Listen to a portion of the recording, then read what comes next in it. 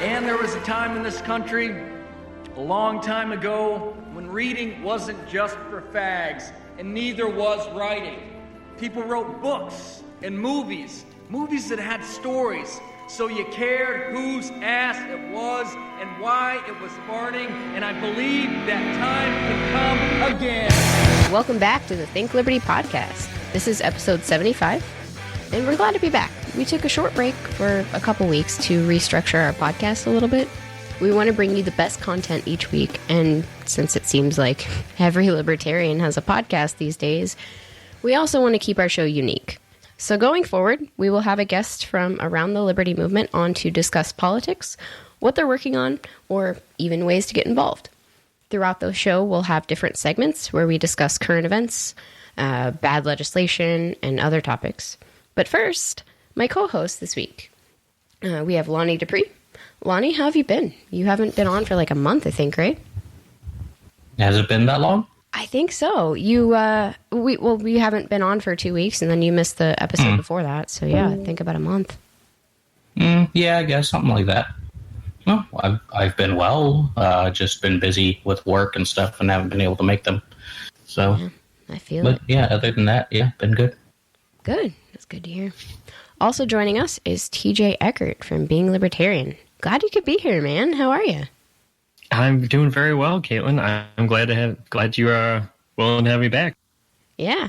As long as you don't yell at me like you yelled at the last host. I will not. On. I'm sorry. Listen, Jason Stapleton and I have had some disagreements, but it's no Kyle Wagner. So. Oh man. Our special guest this week is Desarae Lindsey. She is a longtime advocate for the Liberty Movement, serving as Vermin Supreme's presidential campaign manager, a former congressional candidate, and chair of the Libertarian Party Psychedelic Caucus. She's been heavily involved in the psilocybin legalization efforts, as well as being a member and leader in the Libertarian Party of Texas. Thank you for coming on the show, Desarae. How are you this evening? I am fabulous, Caitlin. Thank you for having me. How are you? I'm doing great. Thank you for asking. Just to jump in real quick, I actually wasn't on the front lines of the psilocybin movement. I wish that I had been, though, but we can revisit that later because it was really awesome and I'm so proud of them. But anyway, yeah, definitely. Well, we have a lot to talk about, so let's just get right into it. How did you get your start in the Liberty movement, and what eventually brought you to the Libertarian Party? I've always been kind of anti-state, kind of anti-authoritarian, and kind of dance the beat of my own drum. And I don't know, just always. I mean, I remember when I was arrested for being drunk in public and having a joint in my cigarette pack when I was 19, like going on my like anti-government spiel, like going down in flames. And it was, probably pretty bad. But honestly, what got me seriously involved was the West Memphis 3. That got me really starting to think about politics. When Ron Paul ran, the first time I paid attention, the second time, and when I say when Ron Paul ran, I mean when he was running in the Republican Party, like I didn't, I wasn't involved at all in party politics when he ran as a libertarian. So, but yeah, the second time I really started to pay attention, and I haven't looked back since. And he really inspired me, and since then I just have learned and grown and got involved wherever I can, and I just love being a part of this movement. So. No, that's awesome. I mean, I always love hearing people's, introduction stories to the Liberty movement. People come from all walks of life, and all different circumstances bring them to the movement. It's really cool to hear. So, what was it about Ron Paul that really pulled you in the movement? I've never been really economics minded, but a lot of the stuff he did say kind of centered around the Constitution, which I'm not really a fan of either. To this day, but he had the reputation for being a kooky guy or whatever, which draws me to him. And I was pretty fangirlish about him, I will admit.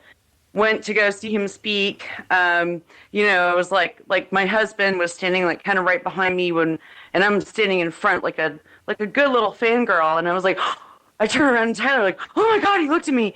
Like it was really ridiculous. But no, I mean, he said a lot of things that made a lot of sense to me. And even though economics aren't really my thing, like, taxation is theft really kind of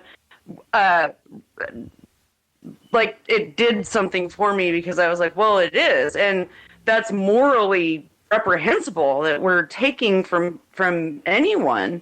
And so on. And I don't know, I kind of watched some of his videos in secret without telling my husband. And then it turns out he was kind of doing the same. And he nice. Came home from work and busted me one day. And I was like, shit. Well, this guy makes a lot of sense. And he's like, no, I know. And like, it was just all over from there. Yeah, it seems to be kind of everyone's thing. You watch a few Ron Paul videos and you're just hooked. Who'd have thought you guys were looking at the same kind of porn? Oh, right? It was kind of like that for me, too. Like, I was brought in by watching Ron Paul videos, and then Gary Johnson got me involved, like, in the movement. And it was kind of like that for me with Gary Johnson. Like, I went and met him at a rally, and I was, like, super fangirly about him. I'm kind of embarrassed by that now. Hey, I mean, we all start somewhere, so. Yeah. And Gary Johnson, he's done a lot of good for the movement. I mean, he didn't start out with the Aleppo moment, so let's be real. Like, in 2012, for sure. He did. He ran a pretty good campaign in 2012, like, really good. And that was a vote I think most libertarians were proud to cast. But 2016, I think, is where we kind of were like, that was rough, man. That was a rough one all around. I don't care whose side you were on. Like, that was bad. So, speaking of campaigns, why don't you tell us a little bit more about working for Vermin Supreme? For our audience who hasn't had the pleasure of meeting him, what's he like? Oh, man. Well, and speaking of Gary Johnson and Vermin Supreme, in 2016, I actually wrote in Vermin Supreme, because I was like, I can't. Which I know is like, that in and of itself is controversial, and I've heard it all. But, I mean, I voted my conscience. So working with Vermin Supreme is a dream come true. I have always admired his work. He's a longtime political satirist. He's always poked the bear and made people laugh in the process.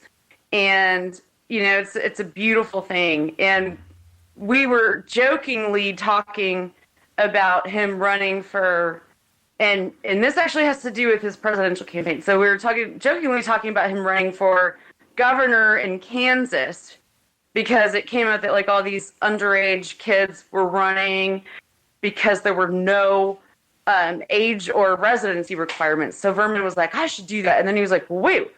Like, immediately he was like, I shouldn't run for governor. I want to support these kids. I'm going to run for something else. So he ran for AG for a very short time before he was knocked off the ballot.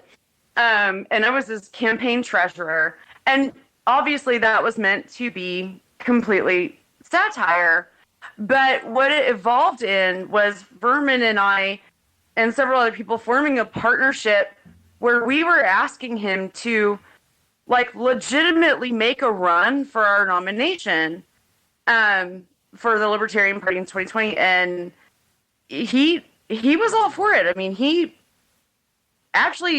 got kind of a love story with how he became involved in the Libertarian Party, but I mean, I was always a Vermin fangirl, but I also got to know him as a person and see what a wonderful, kind human he is. What a legitimately badass activist he is. Yeah. Yeah. If you have Amazon Prime, watch the first documentary about him. It's called "Who Is Vermin Supreme?" And I didn't even know he had a documentary. That's awesome. Oh, man, you gotta watch it. You will love it. Josh Barton is the one that told me about it, and he was like, Des, oh my God, I thought I loved Vermin before. I'm like, yeah, I've met him a few times, and he's so cool. Like, political opinions aside, and whatever people think of his, presidential run, that's one thing. But, like, you meet the guy, like, he is so passionate about the movement, and he's passionate about the people and getting across to people, and he's just a genuinely amazing person. I love that Agreed. dude.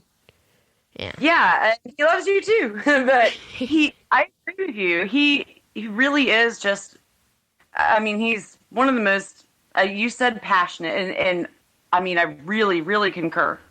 Yeah. He's a very cool dude. Like, how did you meet him, first of all? Well, I first met him at the convention, the Libertarian Party convention in Orlando in 2016. Oh. And it was kind of accidental because, like, I saw everybody was going up to him for selfies and stuff, and I was like, well, I don't want to bother the guy. And He does love the Vermin Supreme selfies. I mean, Seems to be a rite of passage in the party.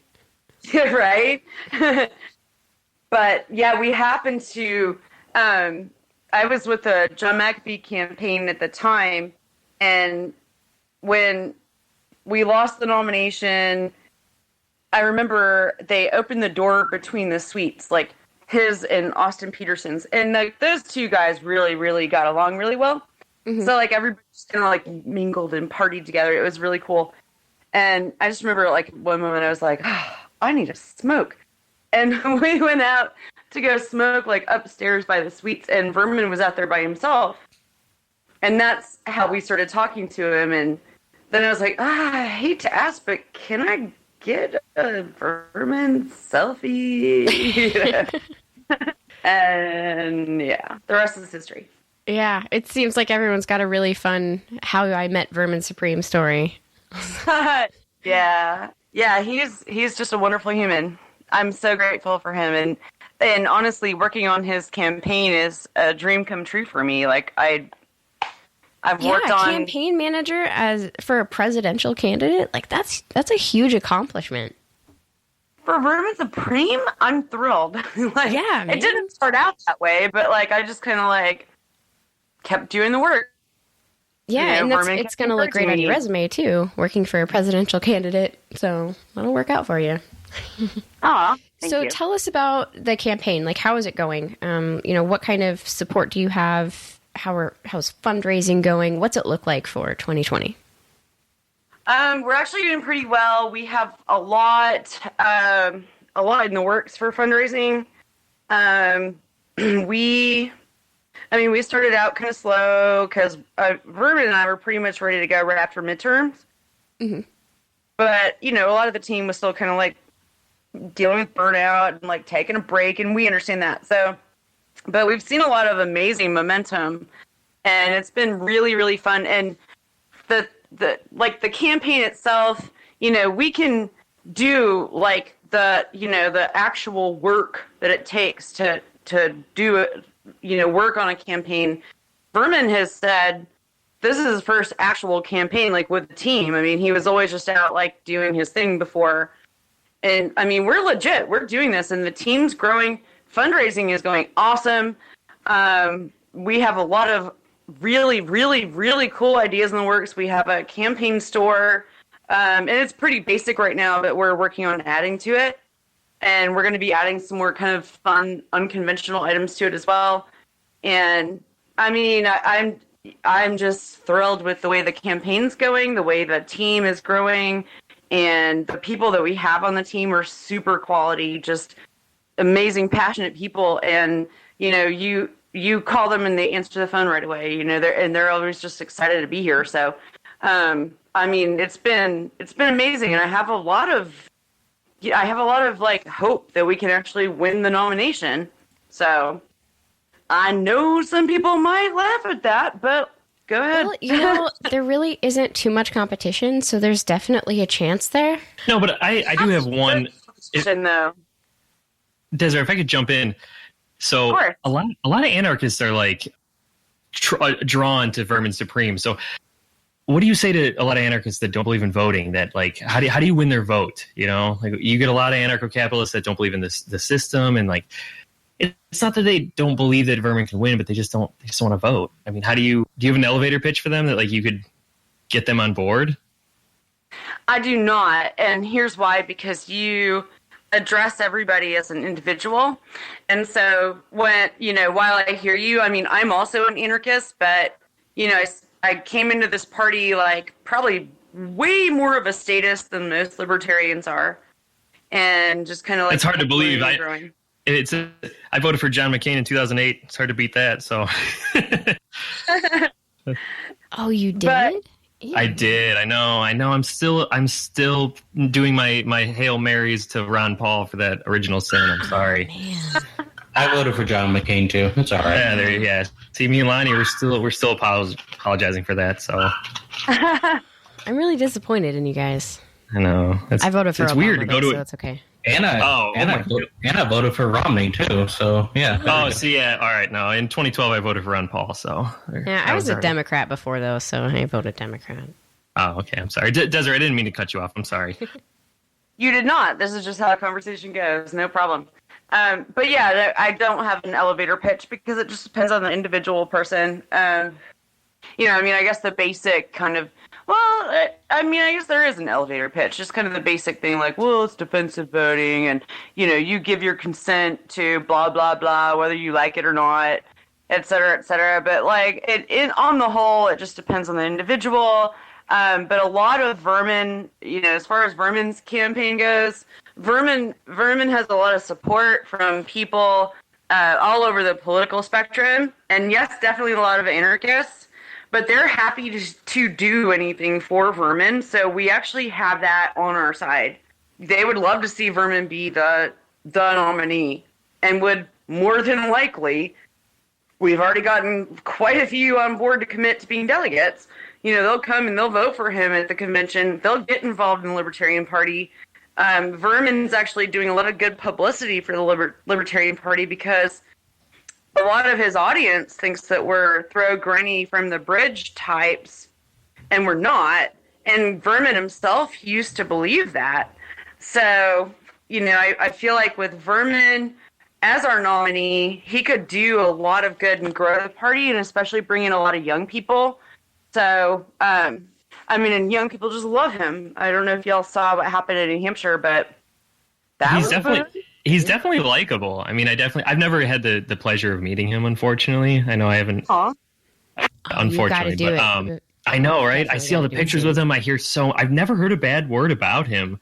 But is there anything that he does, that he's planning on doing is if he gets the nominee that is gonna bring in more libertarians? I don't mean to grill you, but is there something he's planning on doing as a plan to try to just win over libertarians, because we need to get more than 3%, unfortunately, from my opinion at least. Yes.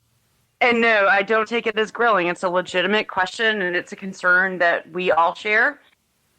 With Vermin, he does actually have a legitimate plan to get us the 5%. A lot of his supporters believe that we can exceed the 5%, but we all are kind of hopeful. But excuse me, Vermin has a lot of, I'm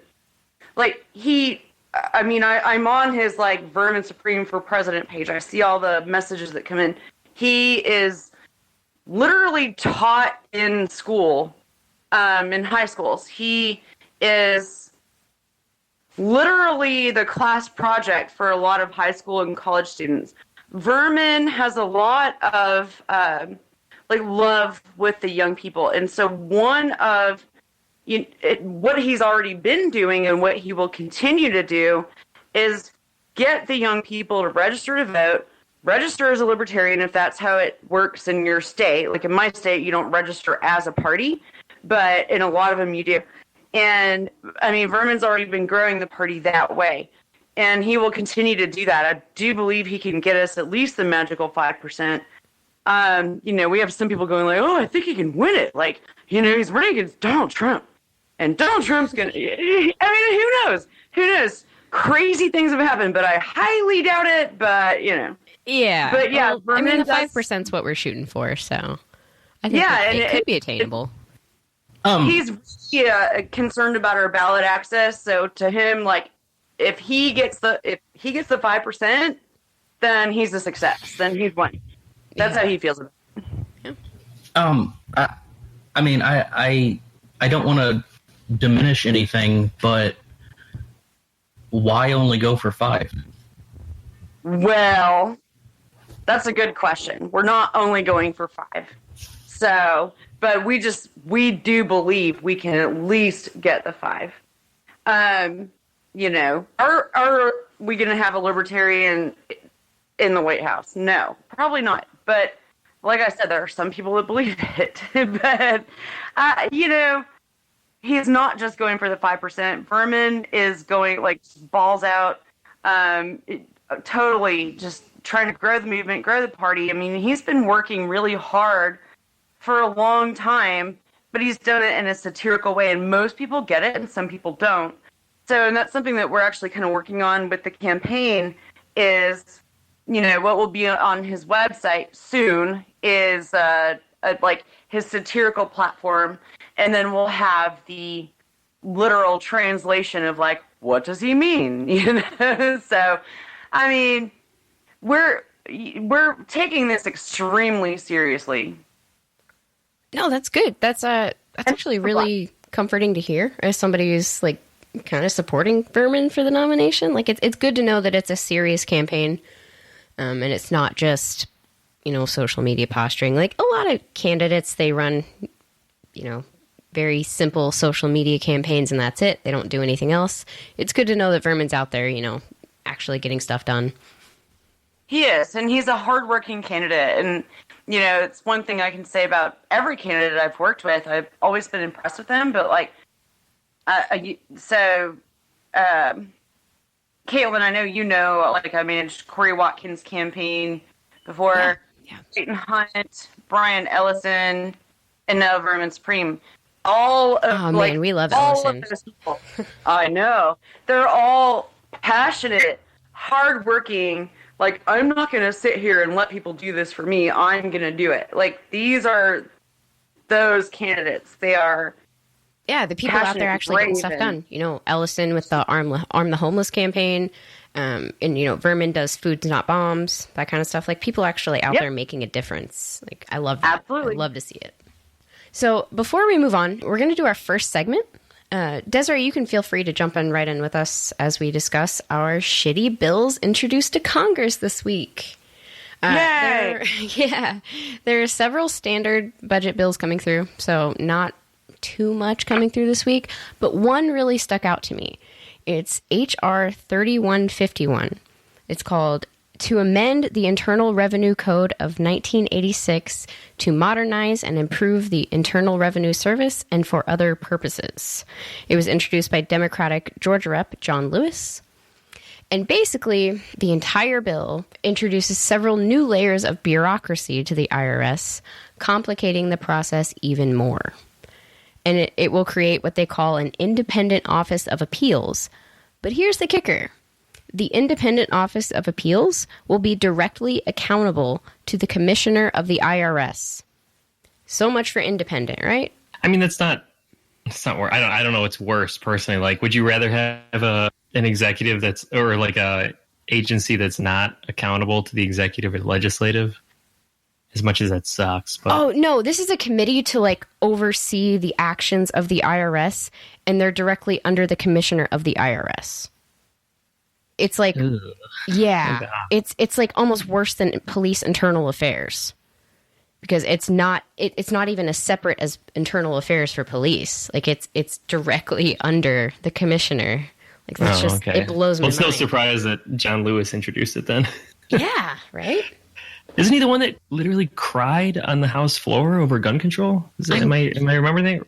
Am I remembering that correctly? I think so. The name's really familiar, and I knew he had the alligator tears. I think. Yeah. Yeah. Boy. Jeez. That's definitely the worst one being introduced this week. It's been introduced, and it's just about to go before a committee. So what you can do is call your state's federal representatives and urge them to vote no. We don't need any more bureaucracy in the IRS. We certainly don't need a committee that's set up to be independent and hold the IRS accountable for waste, mismanagement, and bad customer service that is directly under the commissioner. You know, that's kind of what you can do. You can urge your representatives to vote no on H.R. 3151 once it passes committee. TJ, what do you think? Yeah, I think that calling your representative is a big waste of time, but, if you...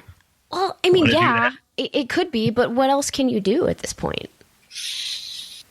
What else can you do? That's a tough question. I mean, you really don't have a choice. Like, I would agree that if you had to call your representative, that's fine. There are definitely certainly worse things you can do to waste your time. But, waste your time, you will do, if that's you're asking me. I mean, not to be that fair. guy on the podcast that's totally anti-voting and all that shit, but someone's gonna play the role. Not everyone at TL is totally anti-voting. Nah, just me. Well, some of us are only partially anti-voting. Yeah. Yep. I think it's a waste of time for the most part, but there's some merits to it. But what would you say when you say you're half anti-voting? Which I half think voting for like local initiatives and stuff is great. Oh, okay. That's fair. And if you have a chance to vote for a candidate that you know is going to like really make a difference, if they're, running on deregulating the shit out of the government, like I'll probably throw a vote their way. I definitely would too. I mean, I'd love to do whatever I want, where I could just shoot someone in the face. Like that'd be sweet. Oh my God. Throwback to the Kyle Wagner episode where he says anarchy is, where damn it, you don't have that sound clip available? I don't know how to do sound clips, man. Jason Stapleton would have had it ready. It's fine. Whatever. Well, I'm not Jason Stapleton, all right? I know you're mad about that. Just move on. A little bit. Chat my ass there. It's okay. Oh, man.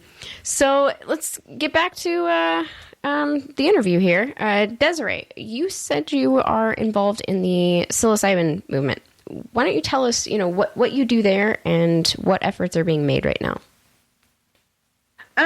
Okay, so when you did the introduction, which was like super kind, and saying that I was involved in that, I wasn't, as far as like, the boots on the ground in Denver and what happened in Oakland. That I didn't even know about until it passed. Like, whoa. That was awesome. So I did run for Congress in 2018, and I ran on like a peace, love, hippie stuff kind of platform, and really like started the Free the Shrooms initiative with that. That kind of went hand in hand with the congressional race, and then the Psychedelic Caucus had been kind of dormant for a long time, so we breathed life into that, and I really feel like libertarians need to be on the forefront of this movement, and actually we do have some, like Matt Call is a libertarian. I'm not sure if I'm saying his last name right, but it's spelled Kahl. Mm-hmm. He's out there in Denver, like he was boots on the ground. He did. He participated in a documentary, and right now the name of it is escaping me, which is bothersome. Actually, we have a good friend of ours who works at Being Libertarian who is heavily involved in the Denver legalization movement too. Yeah, it was cool. Good stuff. Yeah, and Eric Mulder was in on that too. Like he did a lot of the volunteer movement or volunteer stuff too. Like I really wish I could have gone there, and it's really cool. I mean, the bill wasn't perfect, but you're not going to get a perfect bill. Yeah, I mean, especially, working with government regulation, you're never going to get exactly what you want. But it means people aren't going to jail, and that's a great thing. Yeah, any step in that direction is fantastic. So I definitely agree. And Desiree, I think you make a great point that libertarians need to be on the front end of this because, I mean, let's be honest. We have been, for example, when it comes to gay marriage, like it's Pride Month, for example, and I hear a lot of people that are Democrats and they say like, oh my gosh, Pride Month, I'm a Democrat. And it's sad to see how many people don't realize that like libertarians ran an openly gay candidate back in the 80s, as a presidential candidate. So like we've been on the forefront of like many social issues, but yet we've still managed to take a back seat to it. And like when it comes to psilocybin and like weed legalization and honestly just the drug war in general, like we really need to get out in front of it as far as culture goes and like make sure people realize that we are the ones that no matter how far the Democrats and Republicans are willing to go, like we're the ones that stick to principle. We're the ones that are going to get that shit done. You nailed it when you said the culture, and I do believe that is absolutely the case. So I love the word revolution, right? But I also love the word renaissance. And I do believe that we are in a renaissance right now. The society as we know it in this country at this time, in other places in the world, it's kind of a given, but we're rediscovering psychedelics. And I believe that's very important to our culture and will help us to reconnect with ourselves and perhaps, there will always be evil people, I get that, or people that do evil and so on, but ending the wars and ending, people just treating each other like shit in general, psychedelics will change that and fix that. I mean, we're in a, I don't know. I don't know how familiar you guys are with Terence McKenna, but Terence McKenna said he was really into the beat generation, the writers, the music that was going on at the time, and he felt humans were finally reconnecting with themselves artistically, and that needed to happen, and I see that, but then I also see backsliding, and I see a lot of ignorance, and I see a lot of other stuff that makes me go, well, but how do we make those people like Terence McKenna, like Vermin Supreme, like Caitlin, like you and me become the thought leaders of this generation, where we tell people and they listen, you are better than what you think you are. You are better than your parents fucking spanking you. You are better than your principal paddling you at your public school where you received a crappy education. I mean, psychedelics can actually shift that mindset, but how do we get people to receive that? And no, go ahead. I was being tangenty. Go ahead, please. Oh, okay. No, I was going to say, I agree with you 100%. So I'm a fan of psychedelics. I agree with you that given the right circumstances, you can absolutely, psychedelics can help you realize that. But the problem is the moment, so from one libertarian to another, I can tell you firsthand that as soon as I talk to someone about psychedelic, you probably already know the answer. You get brushed off oh, you're that guy. Oh, you just like doing drugs. You like doing LSD or whatever. The question is, how do you break through that?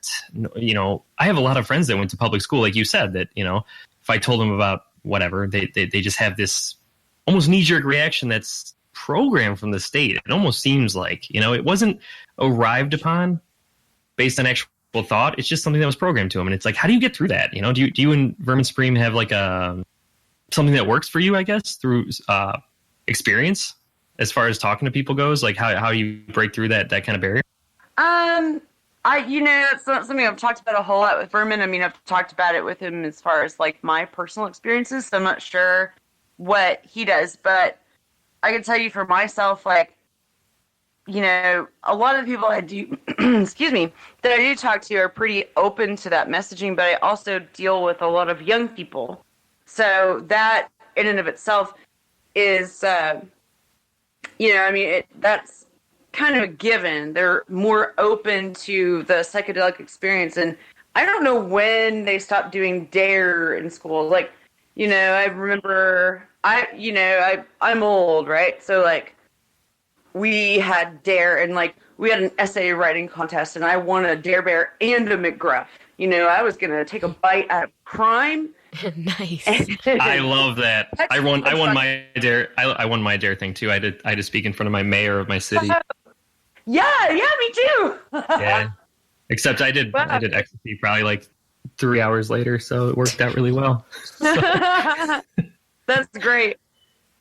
I love it. Just shows you how DARE worked. That no one was willing to give me weed or any drugs. I had to go find them on my own. Lame. I mean, right? Yeah, they kept telling us when we were kids that people were going to be pushing them on us and pushing them. Where are all these free drugs? I've seen memes of, exactly. Right? When you think drugs. Communists are going to be communists, or I'm like, dude, share the wealth, bro. Let's go. And they're like, we don't want to share that with you. We just want to steal your wealth. I snorted. It's all right. It's all right. Communists are going to communists, whatever. Oh, my. So what other legalization efforts are going on right now that you know of? In what other states or cities are close to pushing this? there's always Oregon, right? So I do know they're revamping their efforts. As you know, Oakland just passed it. I mean, that was a sleeper on me. Like, I didn't even know about it till it happened. Yeah, I saw that too. I was really surprised since I hadn't heard about any of the efforts going on. Me neither. And it was like not just psilocybin, but ayahuasca, and they like legalized all the plants. Yeah, isn't California's legaling ayahuasca, right? Like that's a thing. Isn't that like moving forward? That's fantastic. It is decriminalized. Yeah, Oakland. It's decriminalized. Okay. Is still working on psilocybin, and I do believe we're going to present it on the ballot again. They did before and it failed. But what Denver did was really cool, and I think that we should take precedent. The Oakland people have said, like, hey, we have a template. Do this in your city. So if anybody wants to do it, just reach out to them. We're having a psychedelic caucus call tomorrow, or is it next Monday? I don't know. Days blend. I've been really busy. But check the Psychedelic Caucus group, Libertarian Party Psychedelic Caucus. I mean, I could check it while we're on this call. But anyway, that is something that needs to happen, and libertarians need to be active. And I will be honest, I was really like excited with the response to the Psychedelic Caucus at first, but then everybody went through the midterm burnout, including my... That one hit me hard too. Yeah, it does. And the disappointment, even though like we don't expect to win, like it's still like just that, God, we didn't get any gains. It's hard. So I have to ask though, is it... Oh, no, go ahead. I would say, as someone I've never heard of the Psychedelic Caucus, is there anything you could tell us about it? Because, I've heard of the Audacious Caucus. Like, there's a lot of caucuses within the LP that garner a lot of attention. And the Psychedelic Caucus is one that I've never really heard of. And I'm not a member of the LP, so that's why it's interesting to me.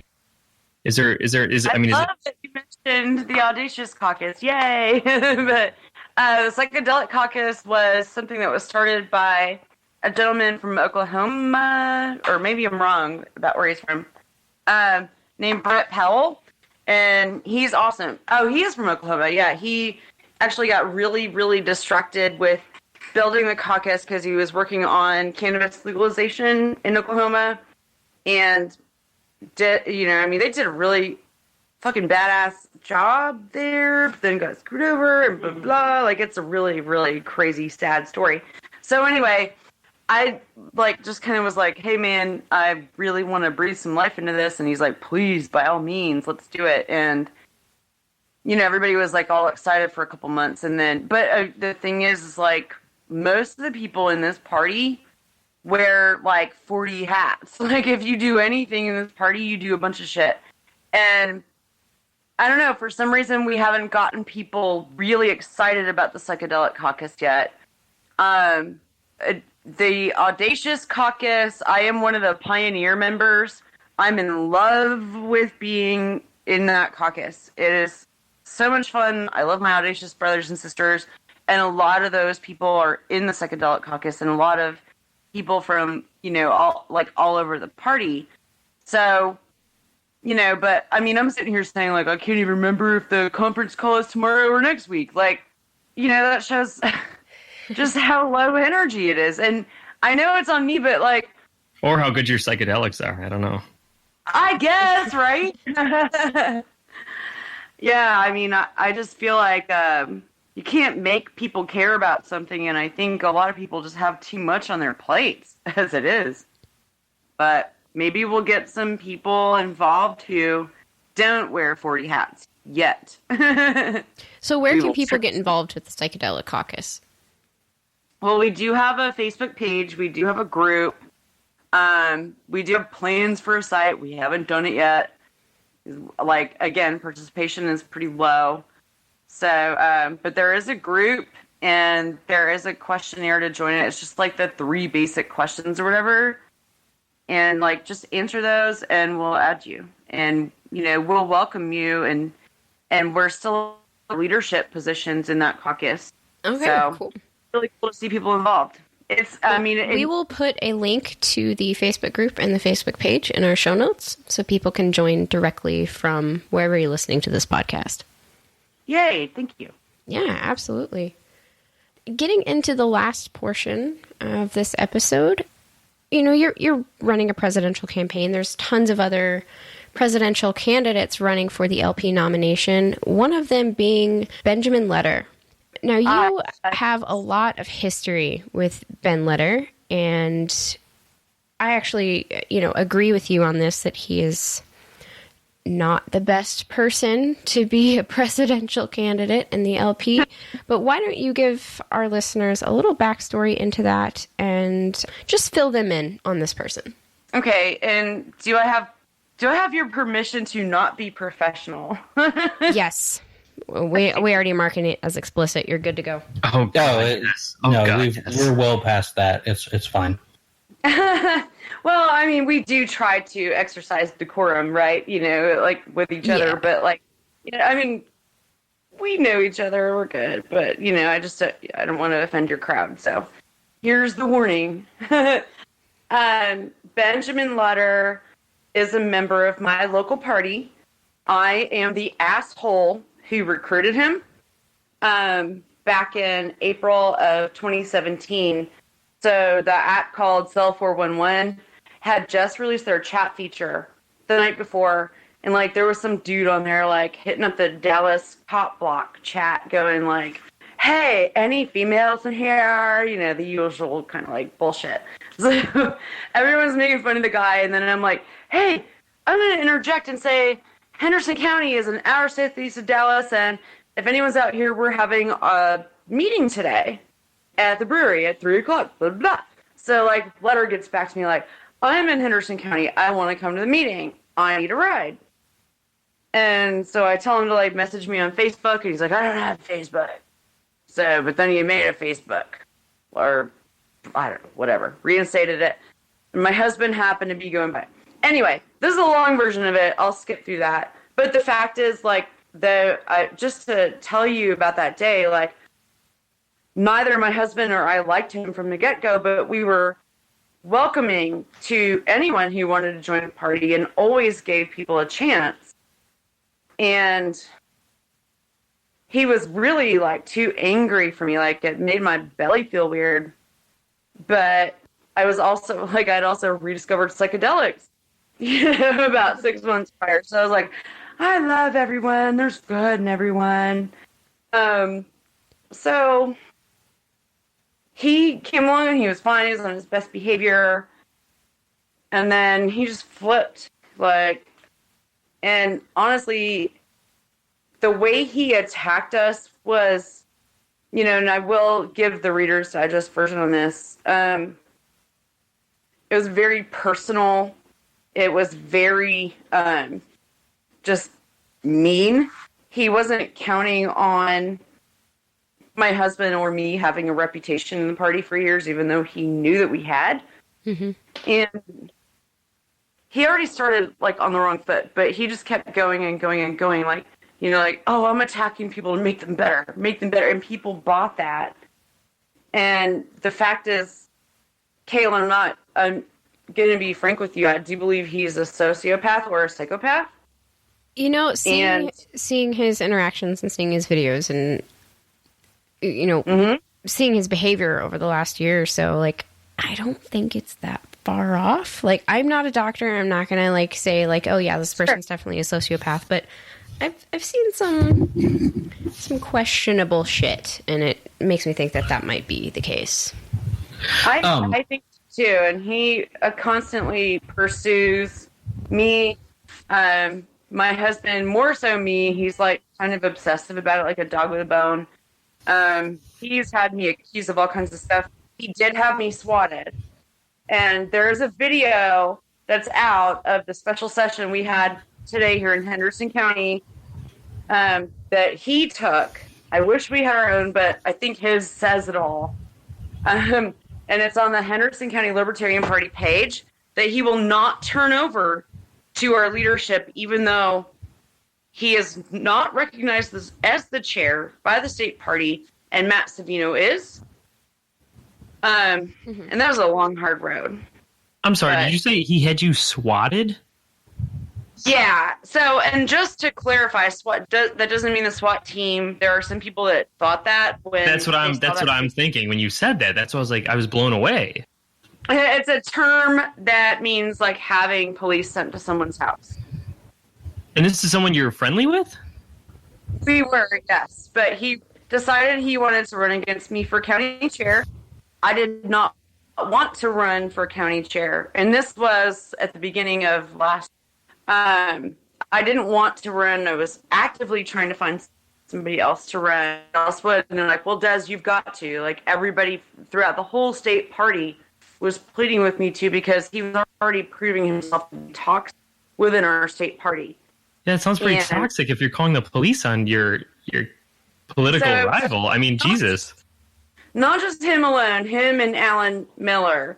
And no, I don't have proof that'll hold up in a court of law, which somebody posted the other day. Like, come on, dude, really?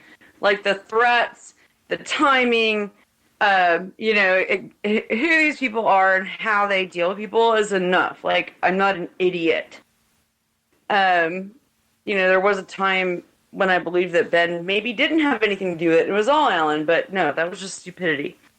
But yeah, these people, they called the Henderson County Sheriff's Office the day before our precinct conventions to say that we were growing mushrooms in our home. Now, when the sheriff showed up, there was nothing here. Wow, that sounds libertarian as hell. I mean, what's the libertarian to do except call the state police on another libertarian? Jesus Christ. For a victimless crime. Right. The day before a convention, because they're hoping that the county chair does not show up. And is this guy still in the party? Yeah. He's running for the presidential nomination. He has a bunch of people following him. Yeah. And what's his name? I'm sorry, I missed his name. Benjamin Letter. Wow. Okay, Benjamin Letter. I'm still not sure who he is. I know there's been several controversial presidential candidates for the Libertarian Party. Is he the guy that wants to bring back public execution, or is he the guy that's awaiting murder charges?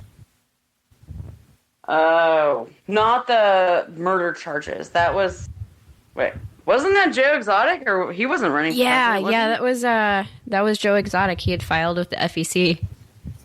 Okay, so that's Joe Exotic that's awaiting murder charges. Okay, so he's not the public execution guy. I'm not sure. That sounds like his rhetoric, but I can't pin that to him like a time that he said that. However, he does say like that his solution to the border issue. Oh wait, no. He's the domestic abuse guy, right? Yes, that's him. Oh, okay. Holy fuck! I hate the LP. Aw, no, that makes our candidates look so bad. No, I mean the Libertarian, great. It just we get some bad actors who are very loud. Sure. Of course, they get the attention because the rest of us are trying to drown them out, but in the process, we have to expose them. So, I'm sorry, my husband is saying something to me. Do you want to say something? Okay, here's Tyler. We are, to these bad actors, we are the third party, not the Libertarian Party. We are the third party. That's a good point, yeah. It's not pointless in the... I mean, it's reality, and it's trouble. And it has been for a long time. This isn't new. This is some new thing that's happening. But the fact is, if somebody says, well, why don't we start a neo-Nazi party? And, hey, there's a party over there that's the third largest party in America. Oh, who cares about the name? Let's just go there and take over a few of their county parties, and then maybe we build steam from there. That's what's happened. And it has happened, and it will happen. Yeah, no, that's a good point that a lot of people just kind of flock to the third parties if they're, bad actors because they see potential to get in positions of power, and that's really all they want. Big fish in a small pond. It's really apparent If you get on somebody's radar and they're looking for that, they jump to it like fucking flies on shit. All right. Yeah, for sure. Yeah. So with Letter, he had me accused of sexual harassment. He had the cops sent to my house. He said that I called CPS on someone, that I sugared their gas tank, all the stuff that, the victim of those things said the very next day. Like, I know for a fact that Desarae and her husband couldn't have done this, and here's why.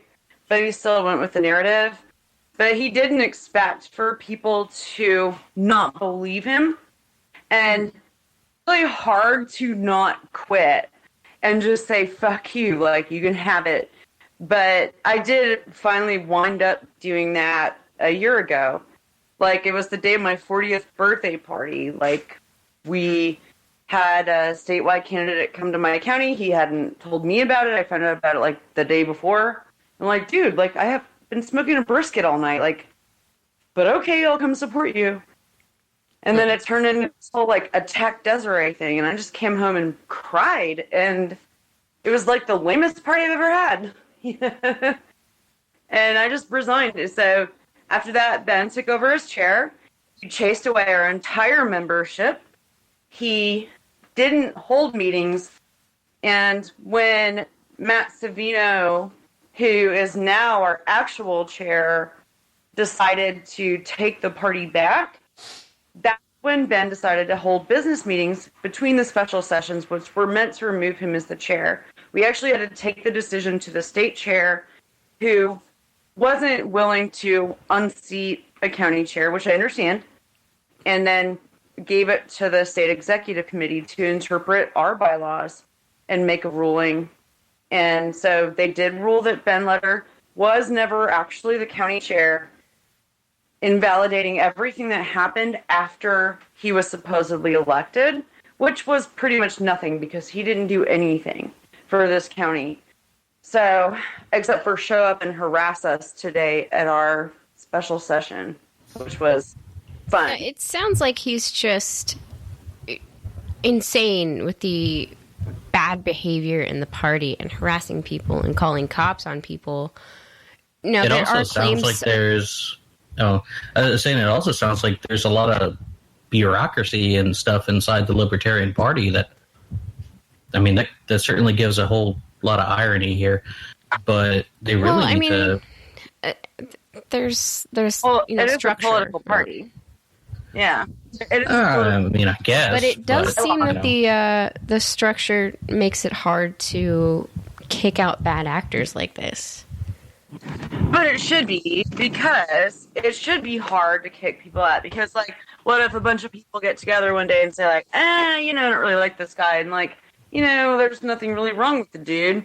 They just don't like him. I mean, I get it. I do. And I do believe that there should be, like, some rules in place, some deterrence in place to where if you really want to do this, make sure you put in the work, because you're not going to if it's not worth it. Yeah. But no, that makes sense.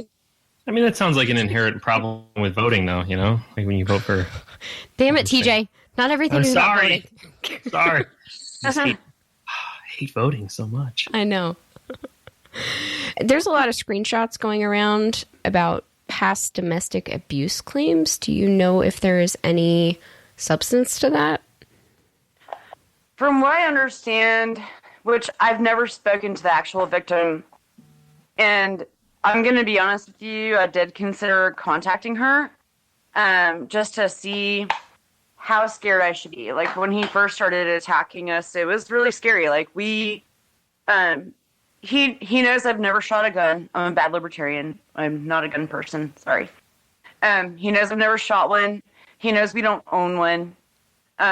We were pretty terrified for a while. Like, every noise made us jump. We had, like, shovels on either side of our bed, baseball bats, by the front door, by our bed, all that stuff.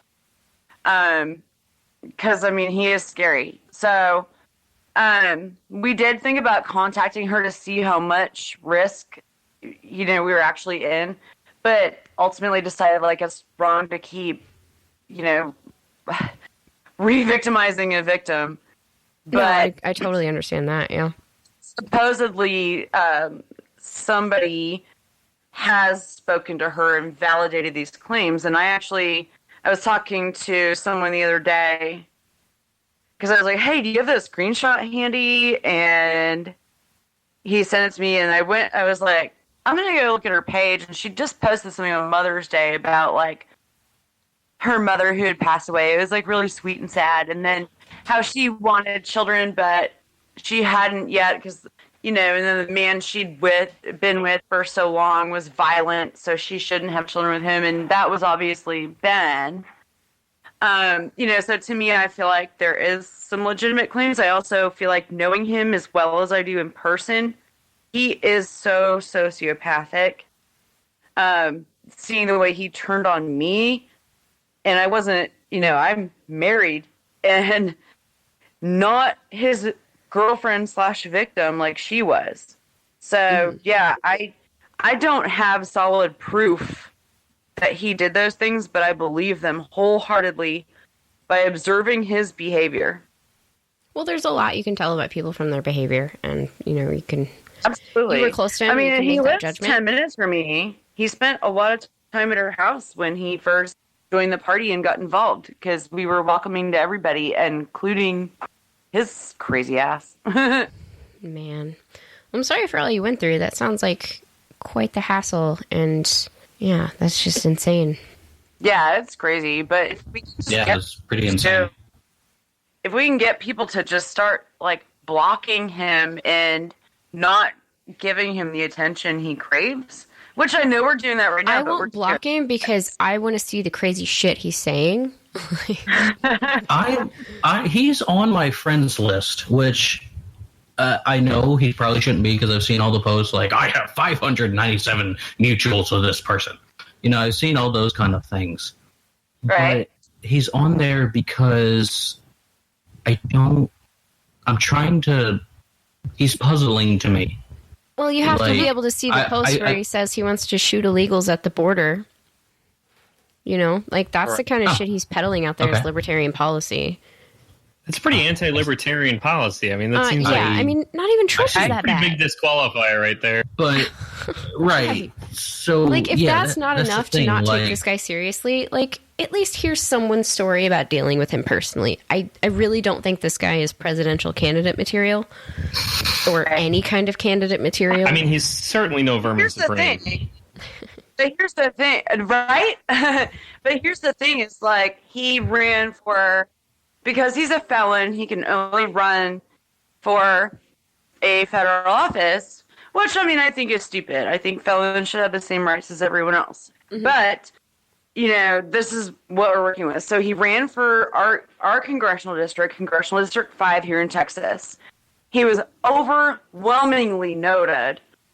And, our congressional district is large and mostly rural, and people drove out from all over. It was the best attended district convention we've ever had. And he was overwhelmingly noted. He videoed the whole thing live, like he's some sort of victim or some shit. This is how he's paying it. And then announced for president, smugly. That was last March.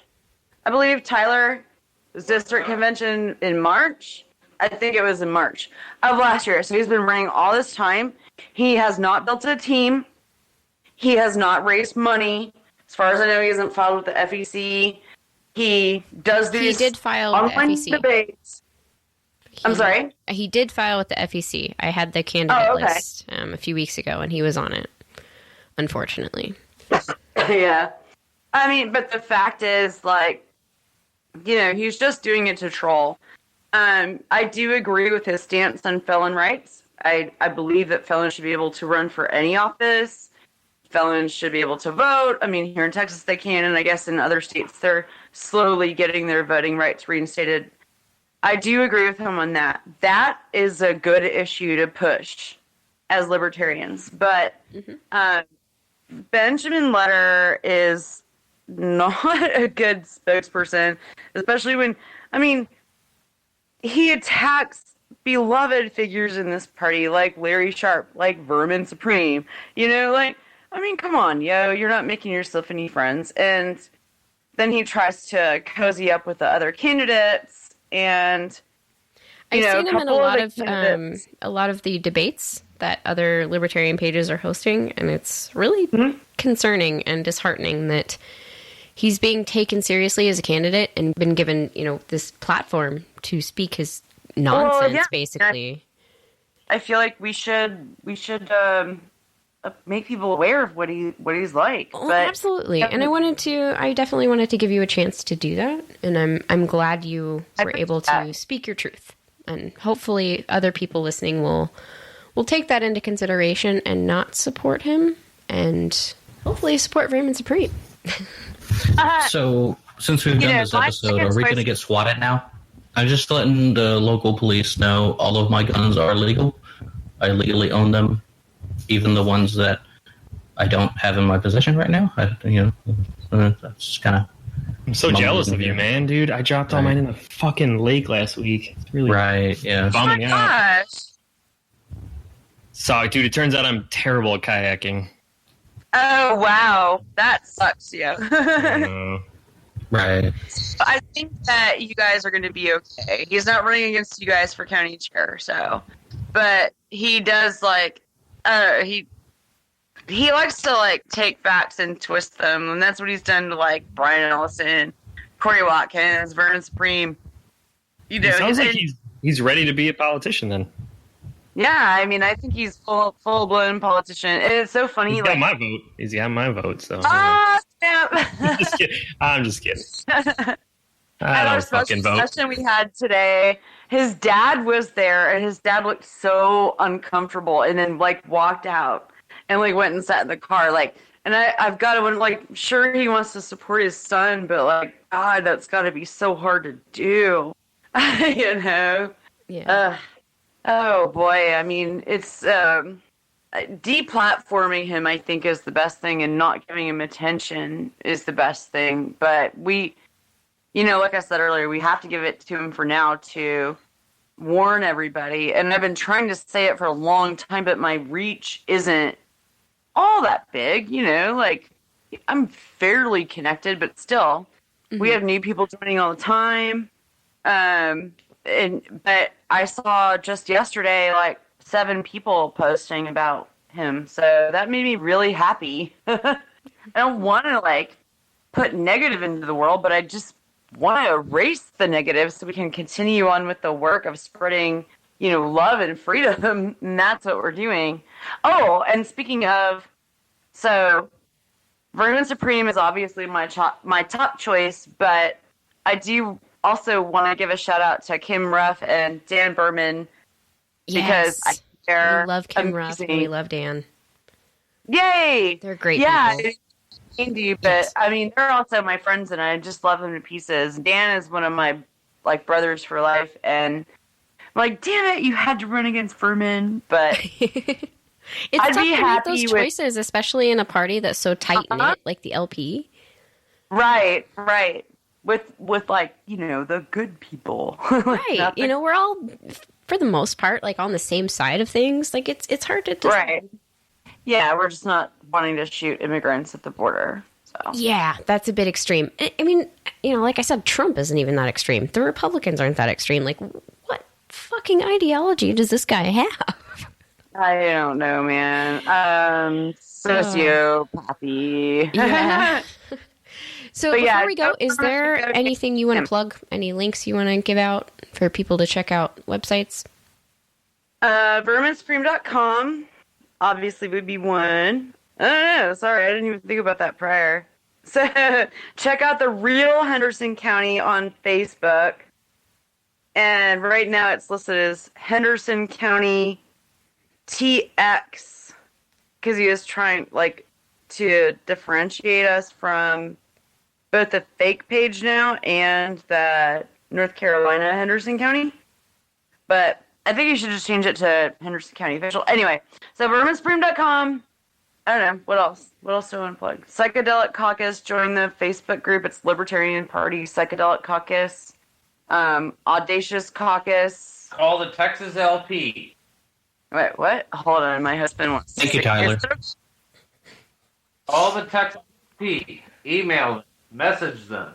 Get And on say Texas what? Libertarians and tell them that if someone who the county party cannot fucking tolerate and who uses their ability to go and disrupt a freaking meeting in which they're being removed from their county party, they probably don't have a position or any say at the national, state, or district level.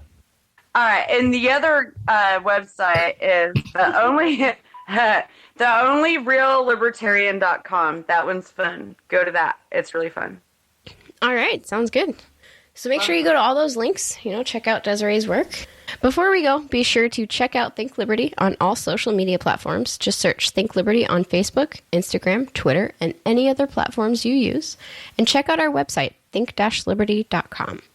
Don't forget to subscribe to the Think Liberty Podcast Network for almost daily uploads of new shows. Leave us a review and tell a friend. Whether you like it or not, we'll probably be back next week.